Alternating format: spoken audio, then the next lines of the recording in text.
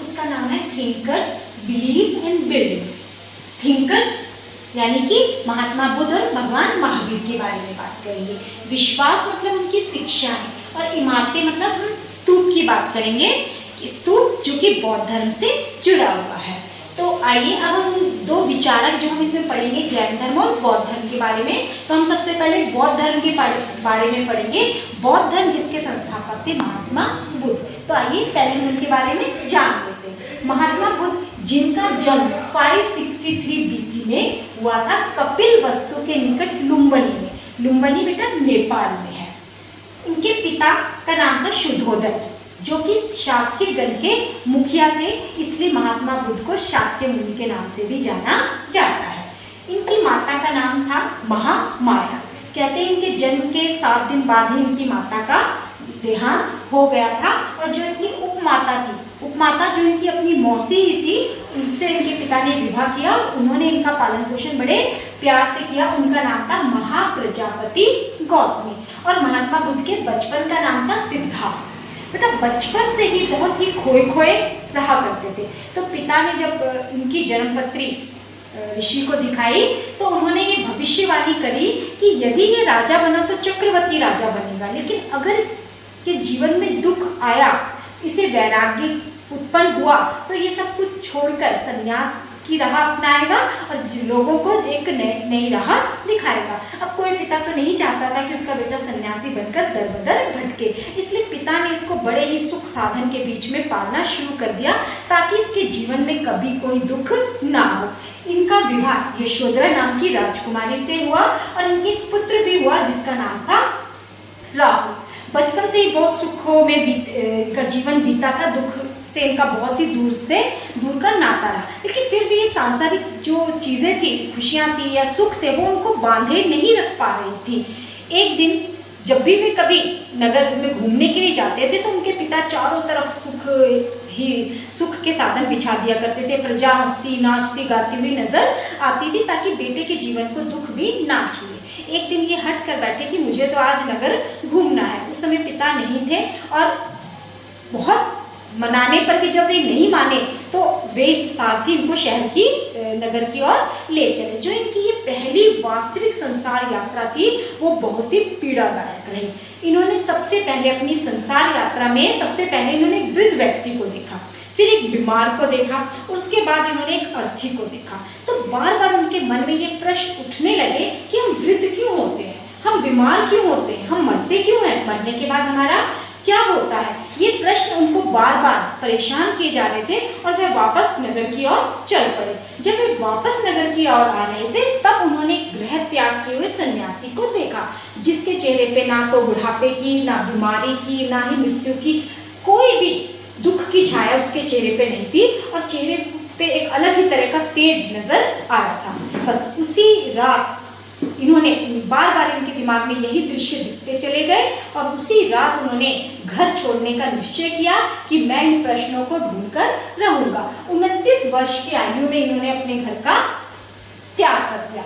घर त्याग करने के बाद जब वो ज्ञान इस सत्य की खोज में गए तो उन्होंने पहले बहुत कठोर तप किया। एक बार उनकी जान जाते जाते बची, तब इन्होंने ये कठोर रास्ते छोड़कर उन्होंने ध्यान लगाया और 6 वर्ष जब ध्यान की दशा के बाद 35 वर्ष की आयु में उन्हें बोध गया तब बिहार में, वहां पर एक पीपल के वृक्ष के नीचे, जिसे हम बोधि वृक्ष भी कहते हैं, उनको ज्ञान की प्राप्ति हुई।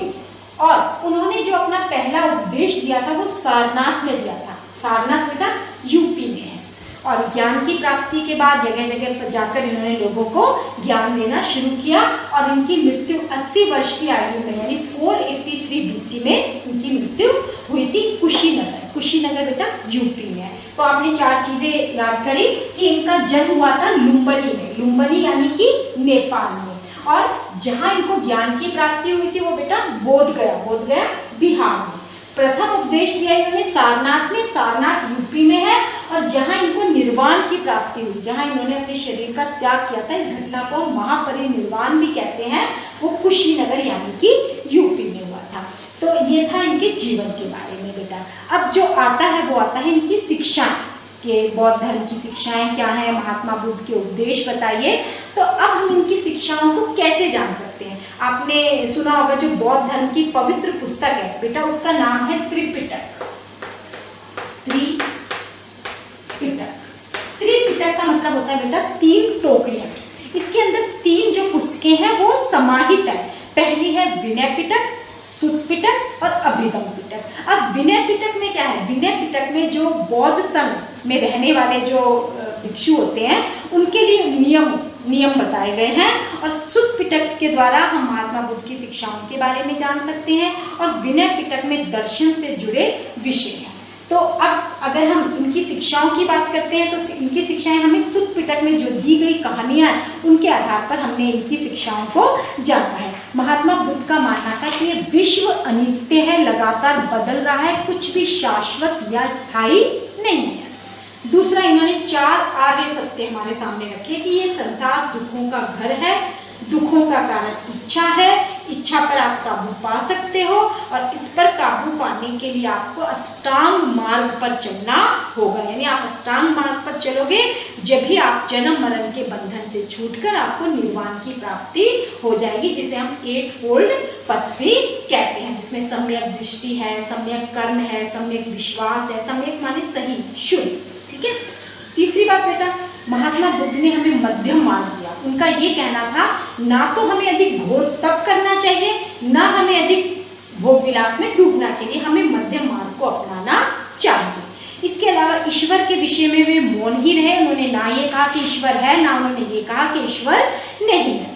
बुद्ध ये मानते थे कि संसार का निर्माण इंसानों ने किया है, इसीलिए उन्होंने राजाओं से और गृहपतियों से दयावान और आचारवान होने की बात की थी। इसके अलावा जन्म मरण के चक्र से मुक्ति पाना हो, आत्मज्ञान प्राप्त करना हो, निर्वाण प्राप्त करना हो, इसके लिए आपको सम्यक कर्म करने चाहिए, आपको अच्छे कर्म करने चाहिए। और उन्होंने जो अपना अंतिम जो उपदेश था वो अपने शिष्यों को दिया था। उन्होंने अपने शिष्यों से अंतिम निर्देश में कहा था कि तुम सब अपने लिए खुद ही ज्योति बनो, क्योंकि तुम्हें अपनी मुक्ति का रास्ता स्वयं ही ढूंढना है। अब जो हमारा अगला टॉपिक है वो है बुद्ध के अनुयायी।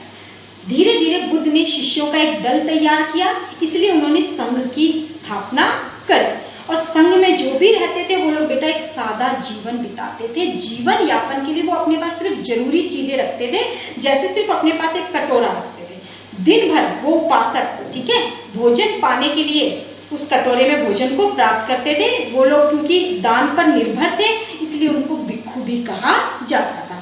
शुरू में संघ में सिर्फ पुरुष ही शामिल होते थे, बाद में महिलाओं को भी आने की अनुमति मिली। कहा जाता है कि बौद्ध के जो प्रिय शिष्य थे आनंद, उन्होंने महात्मा बुद्ध को समझाया कि वो महिलाओं को भी संघ में आने की अनुमति दे। और संघ में जो आने वाली पहली महिला थी वो बेटा वो उनकी उपमाता थी, जिनका नाम था महाप्रजापति गौतमी।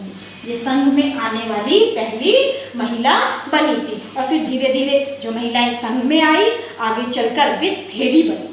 उन्हें थेरी इसलिए कहा जाता है, थेरी का मतलब होता था वे महिलाएं जिन्होंने निर्वाण प्राप्त कर लिया। निर्वाण का मतलब होता है जन्म मरण के बंधनों से छूट जाना। अब जो बुद्ध के अनुयायी थे बेटा वो कई सामाजिक वर्गों से आए थे। कोई राजा था, कोई धनवान था, कोई गृहपति था, तो कोई दास था, कोई शिल्पी था। लेकिन जैसे ही वो संघ में आता था तो वहां पर सभी को बराबर माना जाता था।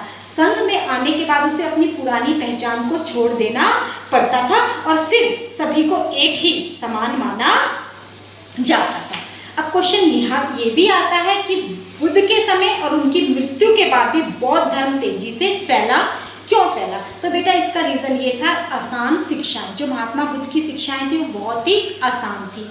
दूसरा रीजन हो सकता है, दूसरा जो रीजन है वो ये है कि हिंदू धर्म में जो कुरीतियां थी, उस समय जो हिंदू धर्म था उसमें बहुत अधिक बुराइयां आ गई थी, बहुत अधिक कर्मकांड थे, जाति प्रथा का बहुत अधिक उसमें को महत्व दिया जाता था। इसलिए लोग इस तरह के कर्म कांडों से बहुत ही तंग आ गए थे, और उसकी अपेक्षा बौद्ध धर्म बहुत ही एक सीधा साधा क्या था, धर्म था। इसके अलावा महात्मा बुद्ध का व्यक्तित्व, उनका व्यक्तित्व बहुत ही आकर्षक था। लोग उनके व्यक्तित्व से प्रभावित होकर भी धीरे धीरे बौद्ध धर्म को अपनाते चले जा रहे थे। इसके अलावा जो खास तौर पे जो जिनको नीच समझा जाता था, जो शूद्र होते थे, जिनको छुआछूत की जाती थी, वो लोग भी बौद्ध धर्म में शामिल हो रहे थे, क्योंकि बौद्ध धर्म में आने के बाद सभी को एक समान समझा जाता था।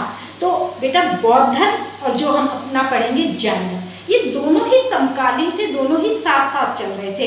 इनका जो रीजन था वो यही रीजन था कि 6ठी शताब्दी ईसा पूर्व में जो इन दो नए धर्मों का उदय हुआ था, उसका रीजन यही था कि बढ़ते हुए कर्मकांड, हिंदू धर्म में अनेक बुराइयों का आ जाना, लोहे का विकास बढ़ता जा रहा था। उस समय क्या हो रहा था, जैसे लोहे का विकास बढ़ता चला जा रहा था, तो उन दिनों पशु बलि, जो पशुओं की बलि दी जा रही थी, इसीलिए जैन धर्म और जो बौद्ध धर्म है बेटा, दोनों में आपने देखा होगा कि अहिंसा पर बहुत अधिक बल दिया गया था। तो आज की इस क्लास में बेटा मैंने आपको बौद्ध धर्म के बारे में बताया, और अगली क्लास में हम जैन धर्म के बारे में पढ़ेंगे।